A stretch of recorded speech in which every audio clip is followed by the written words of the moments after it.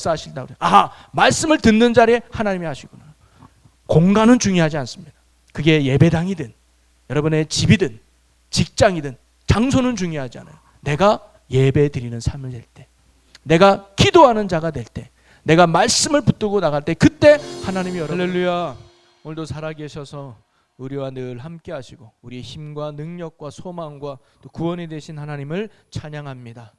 오늘도 우리의 연약함이 있어 주의 도움을 구하고자, 또 성령의 충만함을 덧입고자, 또 하나님을 의지하고자 오늘도 우리가 말씀에 있는 자리로 모였사오니 주님, 오늘도 들을 귀가 있게 하시고 깨닫는 마음을 주셔서 오늘도 말씀을 전하는 종이나 듣는 모든 성도가 오늘 들은 말씀을 통해 큰 믿음을 자라게 하시고 하나님의 원하는 모습으로 다듬고 세워지게 하여 주시고, 또 아버지의 말씀을 듣는 가운데 문제가 해결받고 하나님의 뜻을 깨닫고 주의 뜻을 이루어가는 영광과 축복의 삶이 되게 하여 주시옵소서.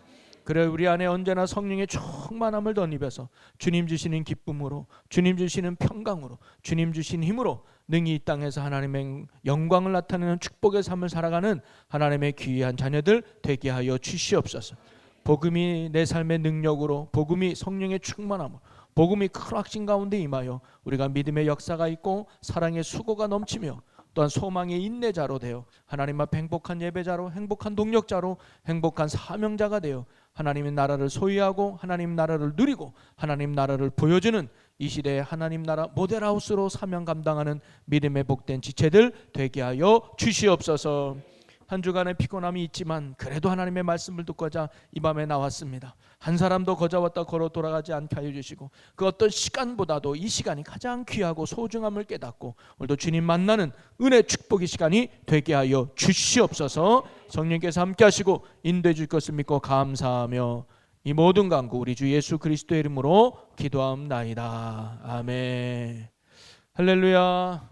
감사합니다. 오늘도 하나님의 말씀을 사모하고 또 은혜를 사모하며 믿음의 자리에 나온 여러분 모두에게 오늘도 살아계신 하나님의 은혜와 평강과 축복이 함께 하시기를 주님의 이름으로 간절히 축원합니다.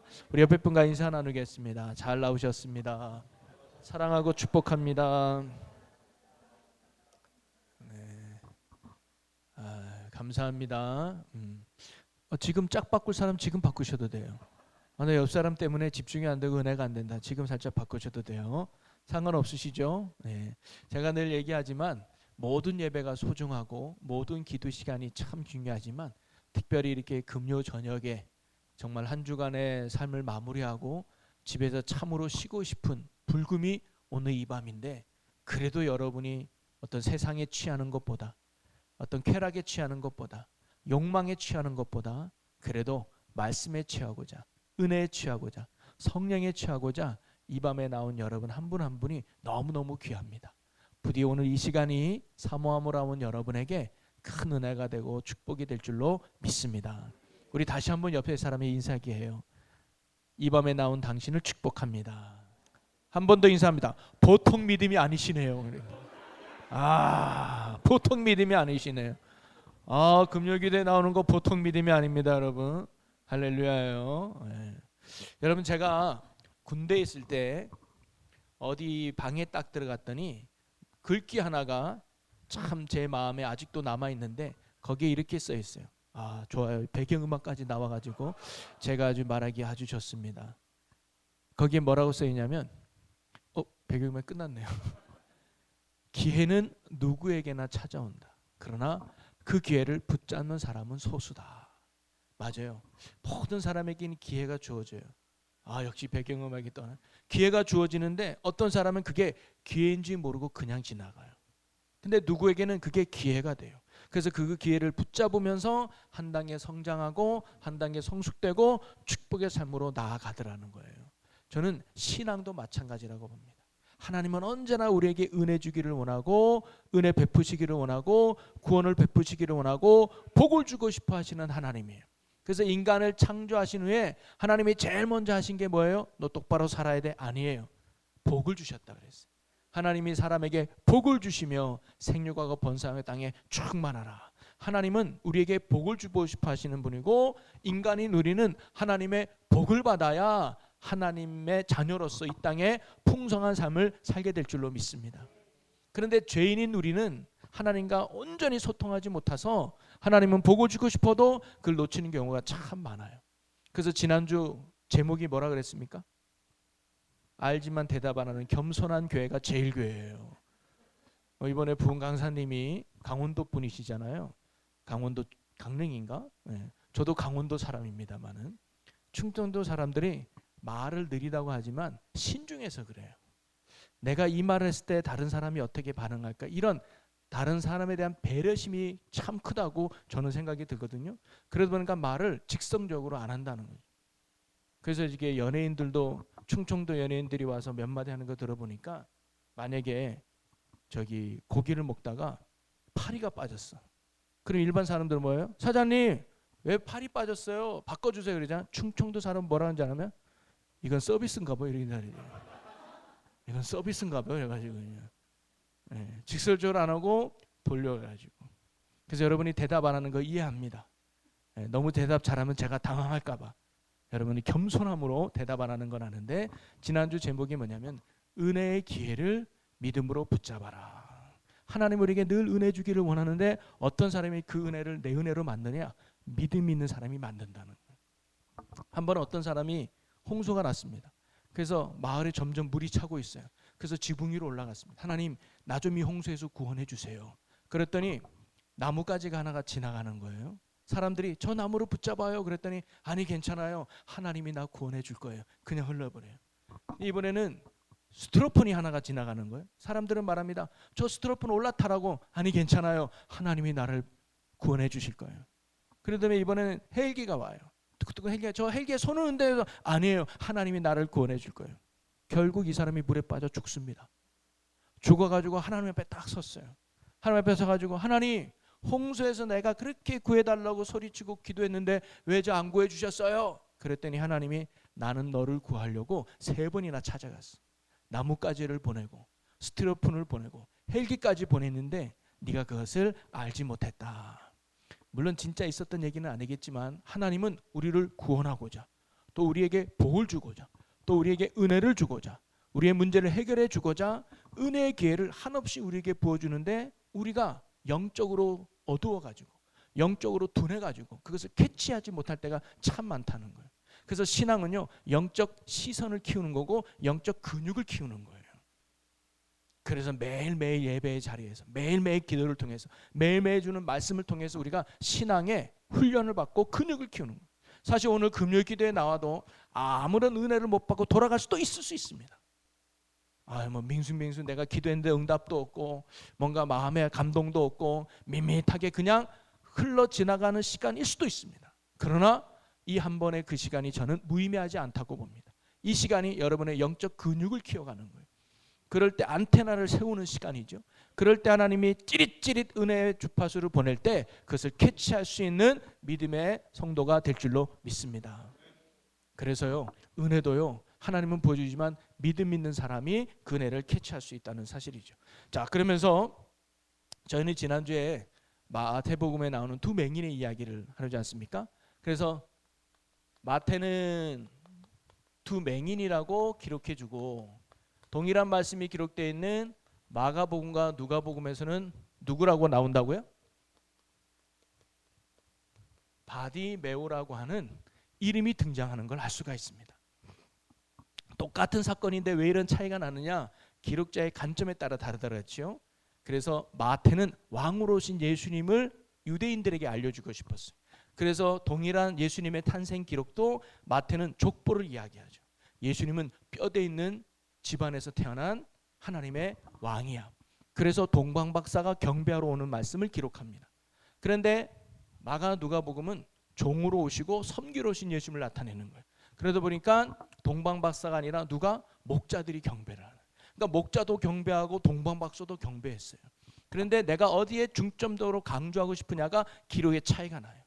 오늘도 여리고성에 2 맹인이 고침받은 건 맞아요. 근데 그 중에 한 사람이 누구냐? 바디메오였다는 거예요. 그래서 마가와 누가는 바디메오라는 한 사람의 초점을 두고 이야기하고 싶었던 겁니다. 여러분 예수님의 기적 사건에는요 종종 이름이 등장하는 경우가 있는데 그 이름은요 그 당시 많이 알려진 사람일 가능성이 높습니다. 삭개오도 마찬가지고. 삭개오도 그 당시 매국노라 취급받으면서 사람들에게 굉장히 손가락질 받는 그런 사람이었을 겁니다. 그런데 그가 어떻게 예수를 만나서 변화됐는지를 성경 읽는 자들에게 가르쳐주고 싶었던 거예요. 바디메오도 마찬가지였던 것 같습니다. 그래서 마가복음 10장 46절에 보면 그의 설명이 이렇게 나와요. 같이 읽어보겠습니다. 시작. 그들이 여리고에 이르렀더니 예수께서 제자들과 허다한 무리와 함께 여리고에서 나가실 때 디메오의 아들인 맹인거지 바디메오가 길가에 앉았다가. 아멘. 자, 바디메오 이름이 뭐라고요? 디메오의 아들이래요. 그럼 이 디메오라는 뜻이 뭐냐? 의미 중에 존귀하다, 귀하다, 그런 의미가 디메오의 단어의 뜻이 담겨져 있어요. 그러면 존귀한 아들이 바디메오 아닙니까? 어떻게 보면 이 이름은 존귀한 아들이에요. 귀한 아들이에요. 자, 그런데 그 이름은 존귀한 아들인데 실상은 바디메오가 뭐예요? 소경의 거지예요. 앞을 보지 못하며 지금도 사실 맹인이 되면 할 수 있는 일이 많이 없어요. 옛날에는요 더더욱 없습니다. 뭐 복지가 잘 돼 있습니까? 뭐 장애인 인권이란 게 있습니까? 그냥 아무것도 하지 못하면요 그냥 거지, 죽지 못해 사는 게 사실 바디메오예요. 그러니까 그의 인생이 얼마나 비참했겠습니까? 이름은 존귀한 아들인데 실상은 너무 비참한 삶을 살아가고 있는 게 바디메오예요. 근데 성경은요 오늘 우리가 그와 같은 삶을 가르쳐줘요. 우리가 겉으로 보기엔 멀쩡해 살아있는 것 같고, 겉으로 보기에는 사장이요, 겉으로 보기에는 교수요, 겉으로 보기에는 칭찬듣는 의사요, 겉으로 보기에는 사람들에게 박수받는 사람이지만 실상 껍질을 가보면 내 안에 고통과 절망과 고난과 아픔과 외로움과 죽지 못해 사는 너무나 비참한 인생이 바로 죄인된 우리의 모습임을 바디메오가 가르쳐주고 있는 거예요. 그래서 마가와 누가는 그런 모습을 우리에게 바디메오를 통해서 보여주고 싶었던 거죠. 자, 그런데 이렇게 비참하게 거지로 맹인으로 살던 바디메오가 두 눈을 뜨면서 그 이름에 맞는 존귀한 자가 된 거예요. 그렇지 않습니까? 두 눈을 떴다는 건 인생이 역전됐다는 거 아니에요. 아마 바디메오는요 두 눈만 뜨면 모든 걸 할 수 있었을 겁니다. 그 무엇도 부럽지 않았을 거예요. 두 눈만 뜨면 정상적인 삶을 살아가는 것이 바디메오의 큰 기쁨이요 소원이었을 겁니다. 그가 이제는 두 눈을 뜨고 남부럽지 않은 존귀한 자로 변화되고 살아가지 않습니까? 그걸 지금 성경 우리에게 가르쳐 주는 거예요. 그러면서 이 중심에 누가 계시는 거예요? 예수 그리스도가 계심을 지금 가르쳐 주고 있습니다. 여러분 오늘도요 예수를 만난 사람, 예수를 영접한 사람에게는 바디메오 같은 인생의 역전과 변화가 일어나게 될 줄로 믿으시기를 바랍니다. 그래서요 절망에 있던 사람이 소망의 삶으로 바꾸고, 슬픔에 잠겼던 사람이 기쁨의 삶이 되고, 더 나아가서 사망에 이르는 인생이 생명에 이르게 되고, 멸망을 받아야 할 인생이 영생을 누리게 되고, 지옥 가야 될 인생이 천국 가게 되는 인생 역전의 삶이 예수 그리스도 안에 펼쳐지는 줄로 믿으시기를 바랍니다. 그래서 오늘도 예수를 만난 사람이 얼마나 인생이 바뀌었습니까? 세상은 여전히 낮은 자리에 있는 줄 몰라도, 세상은 여전히 나를 무시하고 있을 줄 몰라도 예수님을 만난 인생, 예수님으로 구원받는 인생은 세상에 줄 수 없는 평안과 세상에 줄 수 없는 기쁨과 세상에 줄 수 없는 자존감을 통해서 그의 삶이 정말로 존귀하고 가치 있고 복 있는 삶을 살게 될 줄로 믿습니다. 성경은요 처음 창세기부터 요한계시록까지 이런 하나님의 구원을 우리에게 이야기하고 있는 거예요. 지금 네 삶이 고통스럽고 지금 네 삶이 힘들고 어려워도 하나님이 너를 구원하러 오셨어. 그리고 예수가 너의 구원자야. 그분이 너를 인생으로 바꿔줄 거야. 그러면서 모든 병든 자를 치유해 주는 그 목적이 오늘 예수가 나의 구원자임을 가르쳐주고 보여주는 사건입니다. 자, 그래서요 이렇게 거지로 비참하게 살았던 바디메오가 예수를 통해서 존귀한 자가 되었다는 거 아니겠습니까? 자, 그러면 어떻게 바디메오가 이렇게 존귀한 자, 예수 그리스도를 통해서 존귀한 자가 될 수 있었을까? 그 이유를 이렇게 가르쳐 줍니다. 자, 마가복음 10장 52절을 같이 한번 읽어보겠습니다. 예수께서 이르시되 가라 내 믿음이 너를 구원하였느니라 하시니 그가 곧 보게 되어 예수를 길에서 따르니라. 아멘. 말씀은 하는데 돌림 노래처럼 말씀이 읽어지는 것 같은데요. 감사해요. 자, 오늘 말씀 보니까 예수님이 맹인인 거지 바디메오의 눈을 뜨게 하고 존귀한 자가 되게 주셨어요. 그런데 그 이유가 뭐냐? 너의 믿음을 보았다는 거예요. 바디메오의 믿음을 보고 한마디로 예수님이 바디메오를 구원해 준 겁니다. 이거를 제목으로 연결하면 하나님은 바디메오에게 은혜를 베풀기 원했고 바디메오는 하나님의 그 주시는 그 은혜를 믿음으로 붙잡았다는 거예요. 여러분, 예수님이 거기에 얼마나 많은 사람들이 예수님을 쫓아다녔겠습니까? 그런데 예수님을 만나서 눈뜬 맹인은 이 두 사람뿐이었습니다. 여러분, 사실 맹인이 두 사람뿐이었을까요? 아닙니다. 여러분, 제가 말씀드렸지만 지금 이 당시 예수님은요, 어디 가도 슈퍼스타였습니다. 인기가 절정에 이르. 그래서 21장에 가면요, 예수님이 예루살렘을 입성할 때요, 그 예루살렘에 있는 모든 성도들이 나와가지고 호산나 다윗의 자손이여 찬송하리로 하면서 모든 사람이 몰려들어서 높일 정도로 예수님이 최고의 인기 그랬어요. 그러니까 이 두 맹인뿐만 아니라 더 많은 맹인들도 있었을 거예요. 더 많은 병자들도 있었을 거예요. 그런데 그 많고 많은 사람들 중에 왜 이 두 사람만 눈을 떴을까요? 그리고 혈류증 여인 아시지 않아요? 예수님의 옷자락을 만졌더니 고침받았어요. 그래서 예수님이 누가 내 옷에 손을 댔느냐 그랬더니 제자들이 뭐라고 말합니까?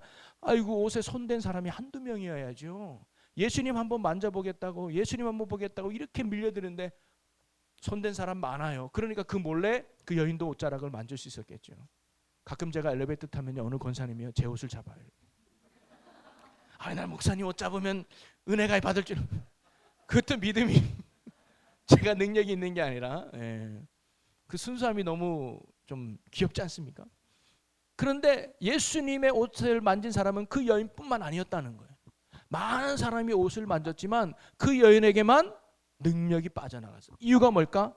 바로 믿음 때문입니다. 여러분, 오늘도 마찬가지입니다. 은혜가 주어지는데 어떤 사람이 그 은혜를 받느냐? 믿음 있는 사람. 똑같은 설교를 듣고 있고 똑같은 예배당에 나오고 똑같은 설교자의 말씀을 듣고 있지만 누구는 그 말씀이 생명이 되고 누구는 그 말씀이 능력이 되고 누구는 그 말씀 앞에 눈물이 있는데 그 차이가 어디 있을까요? 한 사람에게만 집중해서 설교를 했다면 그 사람 은혜 받는 건 얘기하겠는데 모든 사람에게 동일한 말씀인데 왜 누구는 눈물 흘리며 은혜 받고 누구는 결단하며 할렐루야 외치는데 누구는 아무 느낌 없이 갈 수 있을까요? 그 중요한 차이가 뭐예요? 믿음의 차이라는 거예요. 믿음의 차이. 그래서 항상 저와 여러분이 신앙생활에 점검해야 될 건 행위가 아닙니다. 내가 예배를 드렸냐 안 드렸냐, 기도를 했냐 안 했냐, 봉사를 했냐 안 했냐, 이 행위가 중요한 게 아니라 뭐예요? 믿음을 점검해야 돼요. 내가 주님이 원하는 믿음으로 살고 있나, 내가 주님이 기뻐하는 믿음으로 나가고 있나, 이 믿음을 점검해요. 그래서 다음 주부터 믿음의 성숙반이 시작되는데 첫 시간이 이 믿음에 대한 내용입니다. 믿음을 제대로 알아야 우리가 정말로 은혜 받고 성공하는 신앙생활을 할 수 있거든요. 그래서 그때 믿음에 더 자세히 배우고 하고 오늘은요, 저는요, 이 두 맹인이 보여준 믿음이 뭔지를 살펴보자고요. 예수님은 이 두 맹인의 믿음을 보고 이 두 눈을 뜨게 해주셨는데 그러면 그 맹인이 보여준 믿음이 뭘까?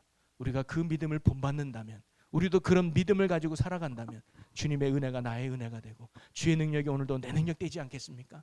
그러면 두 맹인이 보여준 믿음은 무엇이었을까요? 자, 첫 번째, 두 맹인이 보여준 믿음은 저는 듣는 믿음이다라고 이렇게 정의하고 싶어요. 자, 성경 말씀을 보면 마태복음 20장 30절 같이 읽어보겠습니다. 시작.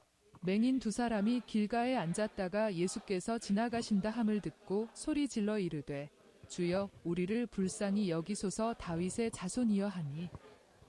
자, 여기서 두 맹인이 예수님이 지나간다는 소식을 듣고 소리쳤다 그랬잖아요. 소리칠 때 뭐라고 소리쳤느냐? 그냥 나 좀 눈뜨게 해주세요 라고 이야기한 게 아니라 예수님이 누군지를 선포합니다.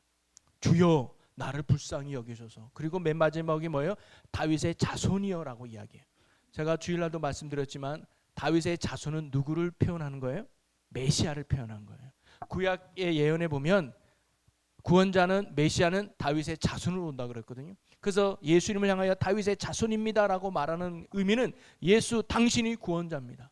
당신이 구약에 예언된 우리를 살리고 우리를 건져낼 메시아입니다라는 신앙 고백이 다윗의 자손에 담겨져 있는 거예요. 그래서 이 두 맹인은 비록 앞을 보지 못했지만 예수님이 누구신 것을 정확하게 알고 있었습니다. 자, 그런데 이 두 맹인이 예수님이 메시아라는 걸 어떻게 알았을까요? 목사님의 아들이었을까요? 제사장 아들이었기 때문에 그랬을까요? 아니에요. 그는 볼 수가 없어서 예수님 행하신 기적도 보지 못했습니다. 또 그를 몰랐기 때문에 성경도 읽지도 몰랐습니다. 그런데 어떻게 예수가 구약에 예언된 메시아라는 걸 그가 이렇게 정확하게 알고 있었을까요? 들었기 때문입니다. 뭘 들어요? 예수님의 소문을 들은 거예요. 귀는 열려 있었습니다. 그래서 사람들이 하는 이야기를 듣습니다. 너 예수라는 사람 이야기 들었어? 그분이 하나님의 아들로 이 땅에 왔대. 그런데 그분을 만나면 병도 고침받고 기적이 일어나고 오병이 일으면 놀라운 역사를 이루는데 하나님이 아니고는 그 일을 할 수 없어. 많은 사람들의 이야기를 들으면서 이 맹인의 마음에 뭐가 생긴 거예요? 믿음이 생긴 거예요. 그래서 믿음은 들으면서 나는 거예요. 듣지 않으면 알 수가 없고요. 알 수 아니면 믿지도 않아요. 그래서 믿음의 시작은 들음에 있는 줄로 믿으시기를 바랍니다. 그래서 로마서 10장 17절에 바울은 말하죠. 믿음은 들음에서 나며 들음은 그리스도의 말씀이니라. 정말 여러분이 믿음이 크기 싶으면요, 말씀을 많이 들으십시오. 말씀을 많이 가까이십시오. 그래서 집에 성경 있으면요, 열심히 부지런히 읽으십시오. 말씀을 듣고 읽고 보는데 내 믿음이 생길 수 있거든요. 그래서 기생 나합 이야기를 좀 해보면 여리고 성을 멸망할 때 정탐꾼 보냈는데 기생 나합이 정탐꾼을 숨겨두잖아요. 오늘날로 보면 역적한 거예요. 간첩을 숨겨둔 거니까. 근데 목숨 걸고 기생 나합이 숨겨진 이유가 뭘까요? 이스라엘 백성이 믿는 하나님을 기생 나합이 믿었기 때문입니다. 이 여리고 성을 점령한다는 하나님이라면 반드시 점령할 거야. 그러면 그때 나 좀 살려줘. 그게 기생 나합이었거든요. 그럼 기생 나합이 어떻게 하나님에 대해서 이렇게 믿음을 가질 수 있었을까요? 그는 여리고 성에서만 살았거든요. 뭐예요? 들었기 때문입니다. 기생 나합이니까 얼마나 많은 사람들이 술 먹으러 왔겠어요.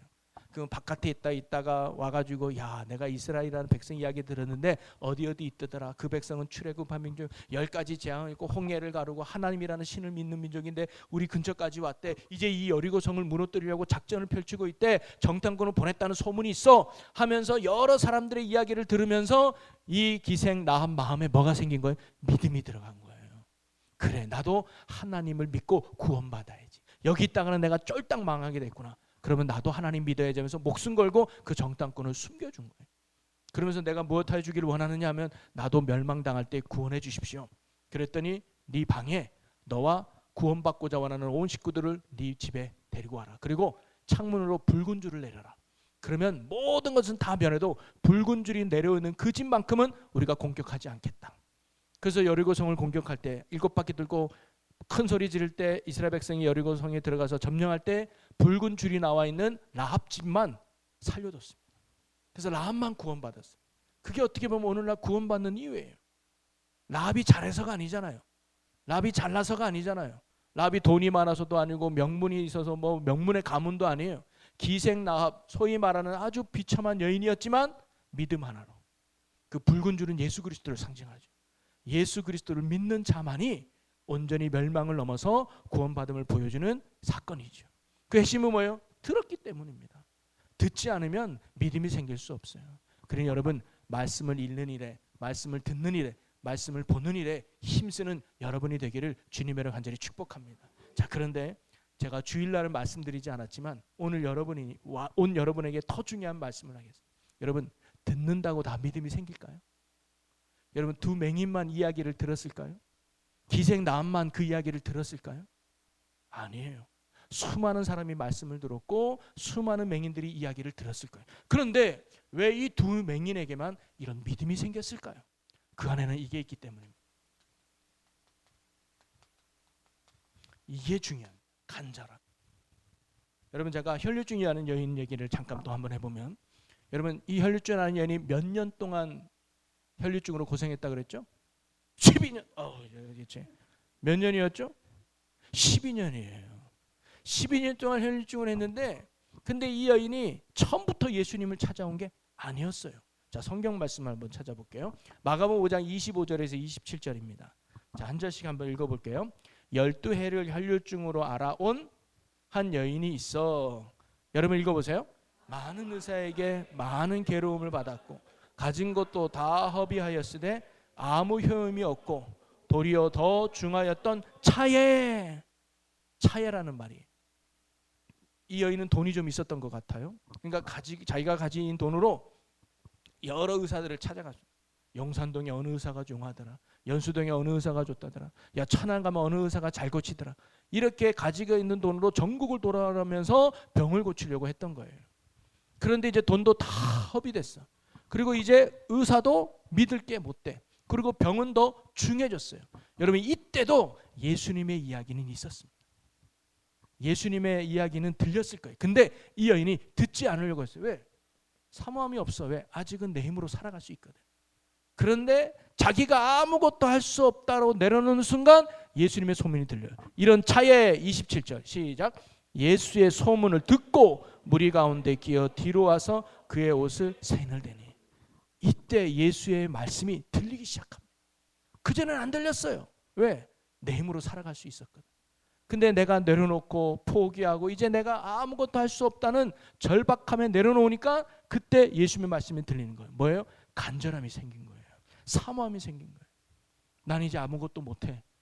누가 나를 구원해 줄까? 여러분, 이 두 맹인이요, 왜 예수님의 소문에 귀가 쫑긋한 줄 아십니까?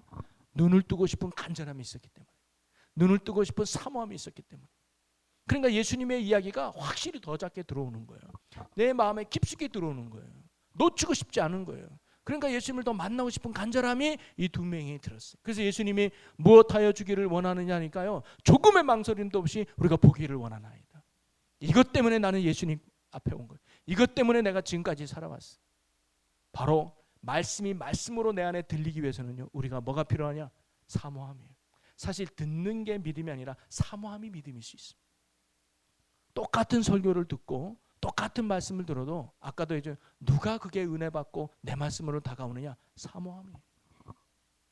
예배의 자리에 앉아 있는 게 중요한 게 아니고, 사실 말씀을 듣는 자리에 앉아 있는 게 중요한 게 아니라 내가 그 말씀을 하나님의 말씀으로 받아들이냐? 사모함이 중요한 거예요. 여러분, 데살로니가 교인들이 왜 건강한 교회가 되고 믿음의 역사와 사랑의 수고와 소망의 인내가 넘치는 복된 교회가 된 줄 아십니까? 말씀을 대하는 태도가 달랐어요.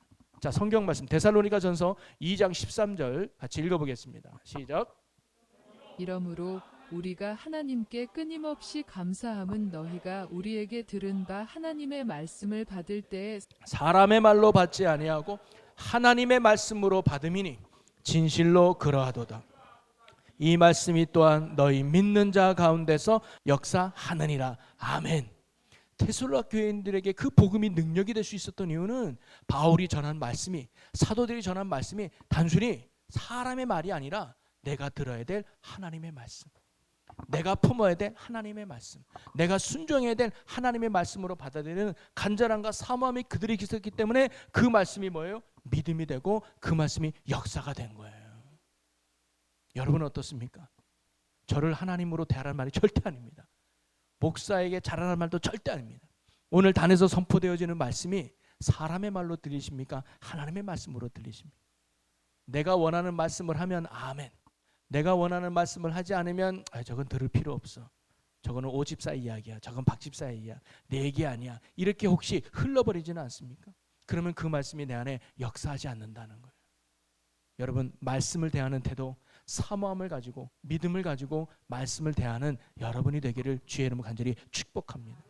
사실 제가 예배 설교하기 전에 기도를 하잖아요.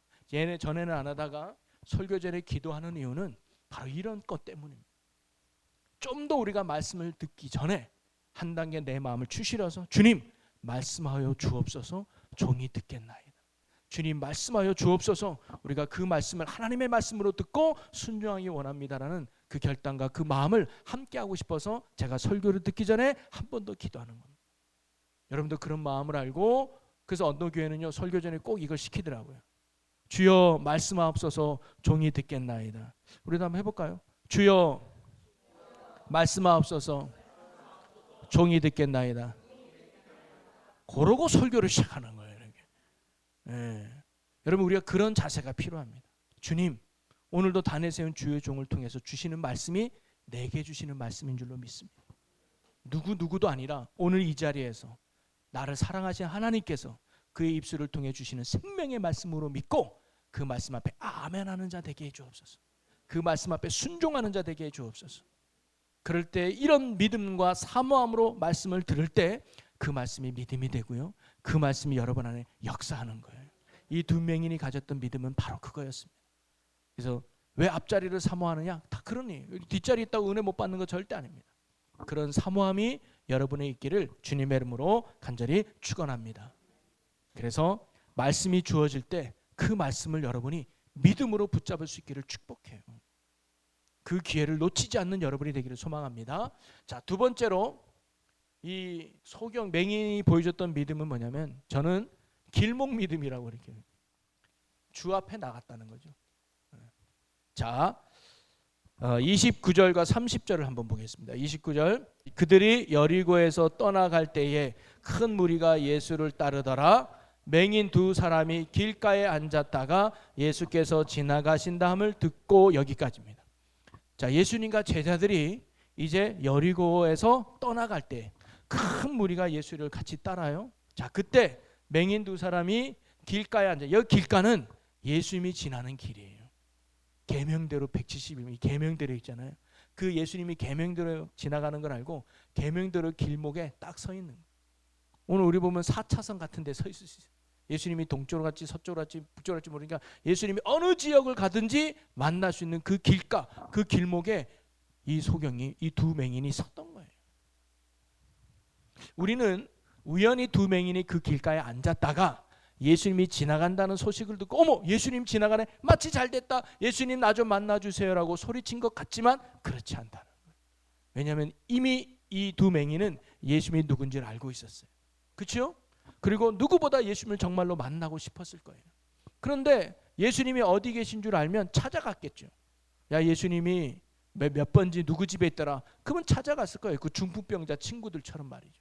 근데 볼 수가 없으니까 예수님이 어디 계신지 찾아갈 수가 없어요. 근데 반드시 예수님이 지나가려면 이 길을 지나갈 거예요. 지금이야 길이 많지만 옛날에는 길이 하나였을 거 아닙니까? 그리고 여리고성에 왔다가 빠져나가려면 이 길밖에 없어. 그러면 우리가 이 길에 죽쳐 있자.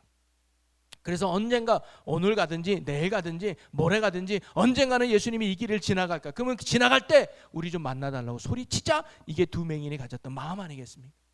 그래서 예수님이 지나갈 것을 알고 그 길가에 나와 있었다는 거예요. 저는 이것이 이 두 맹인이 보여준 믿음이라고 봐요. 예수밖에 없다는 그 두 번째 증거가 바로 이거라는 거죠. 이것은 뭘 의미합니까? 예수님을 만나려면 예수님이 만나는 길목에 나가야 된다는 거예요.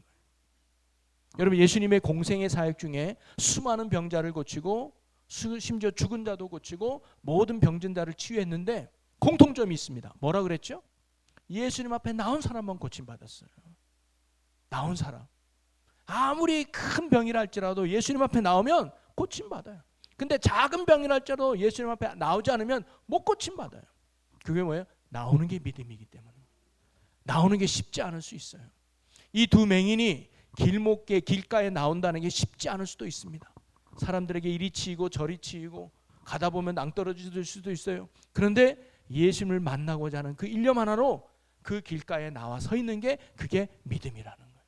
정말 여러분이 은혜 받기를 원한다면, 정말 하나님의 은혜가 나의 은혜가 되고 하나님의 능력이 내 능력이 되고 하나님의 평강과 승리가 내 삶에 되기를 원한다면 하나님을 만날 수 있는 자리로 나와야 되겠죠. 그게 골프장은 아닐 것 같고 노래방도 아닐 것 같고 나이트클럽도 아닐 것 같고 어딜까요? 성경에 보니까 하나님은 예배하는 자를 찾는다 그랬어요. 여러분, 하나님이 찾는다는 건 뭐예요? 예배하는 자를 만나 주신다는 거. 아하, 하나님을 만날 수 있는 최고의 자리 중에 하나가 뭐냐? 예배의 자리구나. 하나님을 인정하고 하나님을 찬양하고 하나님을 높이는 그 예배의 자리에서 하나님이 나를 만나 주시는구나. 그리고 뭐예요? 기도하는 자에게 응답하신다. 아하, 하나님은 기도할 때 나를 만나 주시는구나. 그리고 말씀에 역사하신다고. 아하, 말씀을 듣는 자리에 하나님이 하시구나. 공간은 중요하지 않습니다.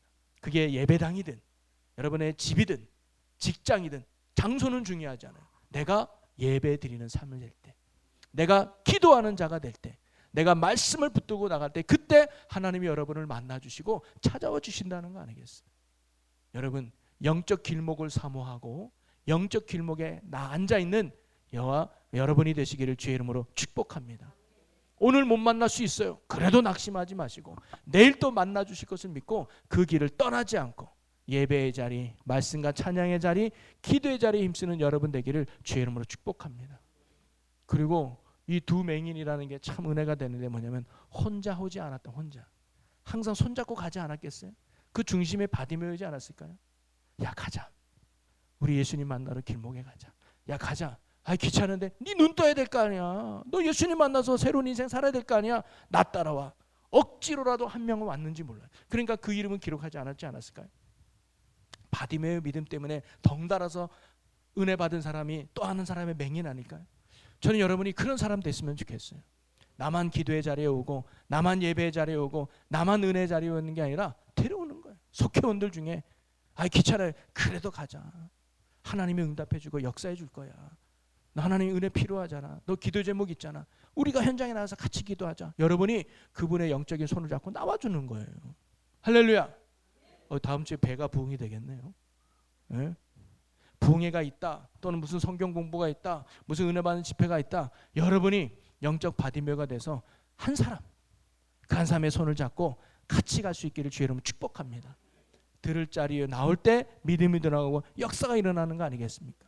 그래서 여러분 하나님을 만나는 영적인 길목, 예배의 자리, 말씀이 있는 자리, 기도하는 자리, 어느 자리든 사모함으로 나가서 주님을 깊게 만나면서 그분의 은혜가 나의 은혜가 되는 주님의 은혜를 믿음으로 붙잡는 여러분의 삶이 되기를 주의 이름으로 간절히 축원합니다.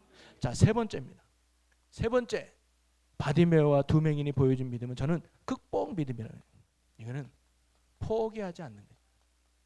자, 예수님이 여리고 길을 지나갈 때 이 두 맹인이 예수님이 지나간다는 소식을 듣고 뭐라고요? 소리쳤다 그랬잖아요. 주여 우리를 불쌍히 여기소서 다윗의 자손이요. 여러분 이 두 맹인이 소리친 이유가 뭐라고요? 볼 수 없으니까. 보면 혈류증하는 여인처럼 찾아갔겠죠. 볼 수 없으니까 예수님이 우리 좀 알아봐 달라고 소리쳤을 거예요. 그런데 맹인이기 때문에 소리치는 건 당연한 거예요. 소리치는 게 믿음이라고 볼 수는 없을 것 같습니다. 왜냐하면 어떤 맹인도 소리쳤을 거니까. 근데 진짜 믿음은 그 다음에 나와요. 자, 그 다음 말씀. 자, 우리 20장 30절 읽어보겠습니다. 31절 시작.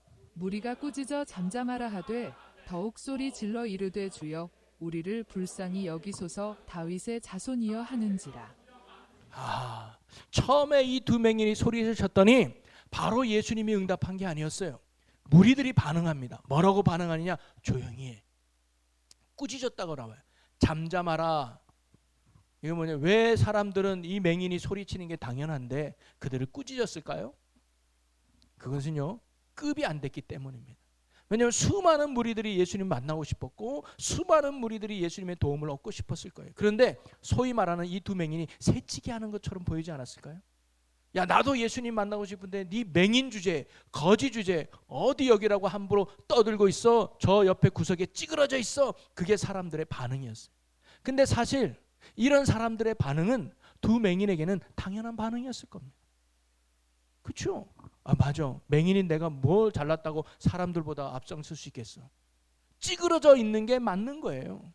나서지 않는 게 거지인 자기의 신분에 맞는 행동일 수 있습니다.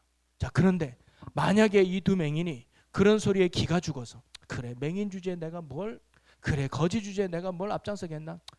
눈뜨게 해주면 고마운 거고 만나주면 고마운 거고 아는 체 해주면 고마운 거고 그냥 그렇게 살지 뭐라고 했다면 두 맹인의 이야기는 성경에 나오지 않았을 거예요. 예수님이 그들의 믿음을 중요시 보실 때 세 번째는 바로 그거였습니다. 사람들의 방해 속에도 어떠한 장애물에도 이 두 맹인은요 주님을 만나고 싶은 그 열정과 마음을 빼앗기지 않았다는 거예요. 이게 중요한 겁니다. 이게 예수님께서 그 맹인에게 본 믿음의 모습이었습니다. 여러분 중풍병자 이야기했잖아요. 4명이 중풍병자를 데리고 갔습니다. 데리고 가는 것도 쉽지 않아요. 그 뜨거운 밭에 그 침낭채로 얼마나 땀을 뻘뻘 흘려 갔겠습니까? 근데 사람이 너무 많이 모였대요. 비켜줄 만도 하잖아요. 안 비켜줘요. 왜? 다들 급한 사람뿐이었거든요. 근데 만약에 그때 그 4명이 야 중풍병자야 우리 최선을 다했어. 더 이상 들어갈 수가 없어. 여기까지가 우리가 할 수 있는 것 같아.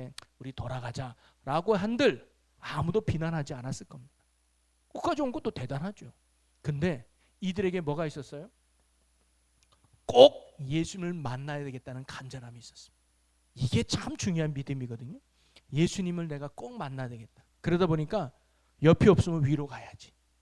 그래서 올라가서 지붕을 뚫었습니다. 여러분도 알겠지만 이스라엘 우리처럼 세면을 한 게 아니라 지푸라기 때문에 쉽게 지붕을 그나마 뜯을 수가 있었어요. 그래서 지붕을 뚫고 그 침낭채로 그 중풍병자를 내리잖아요. 그리고는 예수님이 그들의 믿음을 보셨다 그랬어요. 중풍병자 믿음뿐만 아니라, 그래서 여러분 중보하는 자의 믿음이 이렇게 중요한 거예요. 그들의 믿음을 보고, 오늘 여러분의 믿음을 보고 오늘 안 나온 성도들에게 은혜를 줄 수 있다니까요. 오늘 여러분의 기도를 보고 하나님이 여러분의 속건들의 문제를 해결해 줄 수 있다는 거예요. 그들의 믿음을 보고, 그리고 그 중풍병자의 병을 치유해 주잖아요. 그들이 했던 믿음이 뭔데요? 그럼에도 불구하고 내 앞에 장애물이 있고 내 앞에 방해물이 있고 지금으로는 어떻게 할 수 없는 아주 극한 상황에 있다 할지라도 그것을 뭐예요? 극복해내는 겁니다. 뭐예요? 주님 만나기를 포기하지 않는 거예요. 딸이 귀신 들려서 가난한 여인이 예수님께 찾아오잖아요. 내 딸 좀 불쌍히 여겨주세요. 처음에 예수님은 침묵합니다. 아무 응답을 하지 않아요. 두 번째, 나는 잃어버린 양 외에 오지 않았다. 거절을 당해요. 세 번째 뭐예요? 자식에게 줄 떡을 개에게 주지 않는 개 취급받으면서 모욕당해요. 세 번에 불과한 이러한 방해 속에서도, 장애물 속에서도 이 여인은 포기하지 않았습니다. 왜? 개 취급받는 게 중요한 게 아니야. 내가 모욕당하는 게 중요한 게 아니라 내 딸이 고침받는 거. 예수님만이 내 딸을 고칠 수 있다는 그 사모함의 믿음이 이 여인에게 간절했던 거 아닙니까? 그 믿음을 보고 고쳐준 거예요. 여러분, 오늘 우리가 정말로 가져야 될 믿음 중에 하나는 포기하지 않는 겁니다.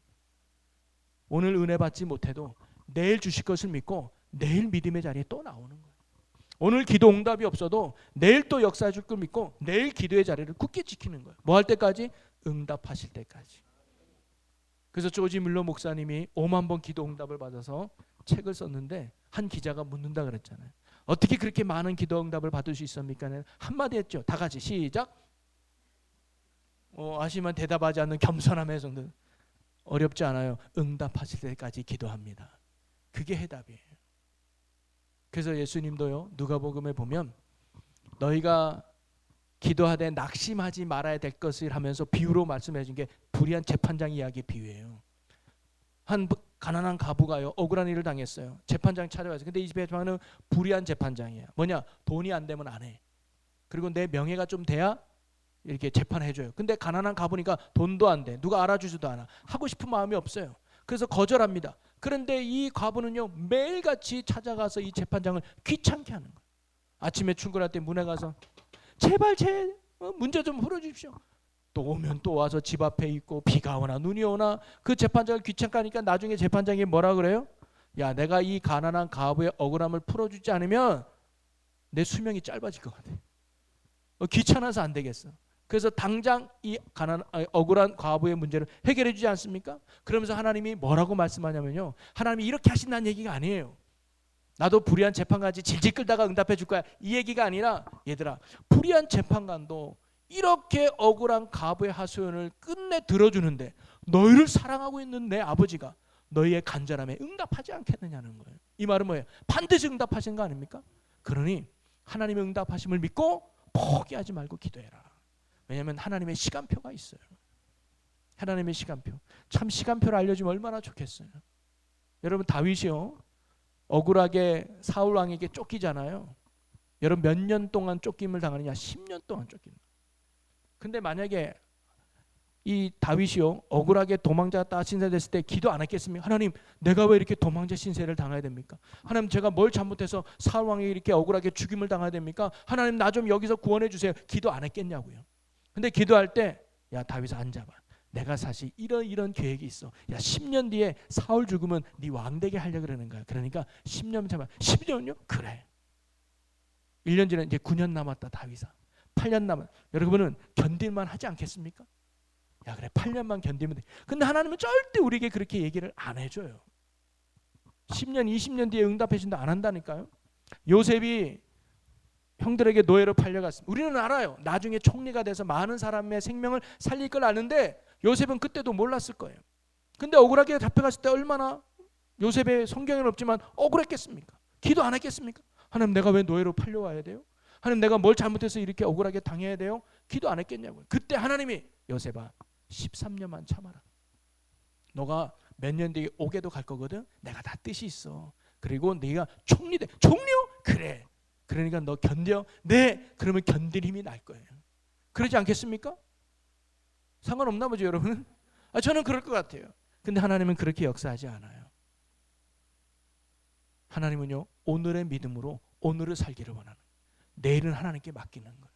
지금은 몰라도, 내일은 몰라도 하나님께서 오늘도 하나님께서 갈 길이 있음을 알고 오늘의 믿음으로 오늘 한 걸음 한 걸음 순종할 때 하나님이 내 인생을 만들어가는 줄로 믿습니다. 그래서 오늘의 믿음이 중요해요. 낙심하지 말고 오늘 기도할 거 기도하는 거예요. 아마 여기 계신 분들 중에서도 가정을 위해서 또 인생의 문제를 위해서 지금 수년 동안 기도하고 계신 분 압니다. 그래도 여러분 낙심하지 마시기 바랍니다. 우리의 시간표는 보다 하나님의 시간표가 더 완벽해요. 그때 하나님이 가장 좋은 것을 응답할 때이기 때문에 하나님이 기다림을 믿고 오늘의 믿음으로 응답하신 하나님께 감사함으로 간구하며 나가는 여러분 모두가 되기를 주님의 이름으로 간절히 축복합니다. 여러분 말씀을 정리하면요, 하나님은 언제나 우리에게 은혜 주고 싶어요. 하나님은 복 주기 위해서 우리를 구원해냈어요. 하나님이 십자가의 사랑으로 저와 여러분을 구원한 이유는요, 복을 주고 싶어서, 은혜 주고 싶어서, 하나님이 함께하는 축복된 삶을 살게 하시려고 우리를 구원해내신 거예요. 여러분 자녀 난 건 똑같습니다. 여러분 자녀 날 때, 자, 낳는 게 내 끝이야, 이제 네 인생 네가 살아, 이렇게 하는 부모가 어디 있어요? 내가 능력이 없어서 그렇지, 내가 능력 있고 힘이 있으면 내 자녀 행복하게 해주고 싶은 거죠. 내 자녀 잘 크게 싶은 게 부모 마음 아닙니까? 하나님도 동일한 거예요. 왜 하나밖에 없는 독생자 예수 그리스도를 십자가에 죽이면서까지 여러분을 구원해냈을까요? 고통 속에 살라고 한 게 아니에요. 비지비지 살라고 그렇게 구원해낸 게 아니에요. 이리 치이고 저리 치여서 사람들에게 바디메어처럼 비참한 인생 살게 하려고 하나님이 구원한 게 아니라니까요. 존귀한 자로 하나님의 위대함을 나타내고 축복된 삶으로 항상 기뻐하고 쉬지 말고 기도하고 범사에 감사하며 하나님의 의와 평강과 기쁨을 누리는 천국의 삶을 누리게 하려고 하나님이 오늘도 우리를 구원해 줄로 믿으시기 바랍니다. 근데 그러한 삶을 사는 비결의 힘이 어디냐? 믿음이 있다는 거예요. 믿음. 너나 믿냐? 그 믿음이 열쇠임을 믿으시기 바랍니다. 그래서 오늘 우리 두 맹인을 통해서 믿음이 뭔지를 배울 수 있어요. 믿음은 말씀에 대한 사모함입니다. 여러분 듣는 이도 힘써야 되지만 사모함을 가지고 드릴 수 있기를 주의 이름으로 축복합니다. 주여 말씀하옵소서. 종이 듣겠나이다. 오늘도 그 말씀이 나에게 주시는 말씀으로 믿습니다 라고 사모함을 들을 때 그 말씀이 생명이 돼서 여러분을 변화시킬 줄로 믿습니다.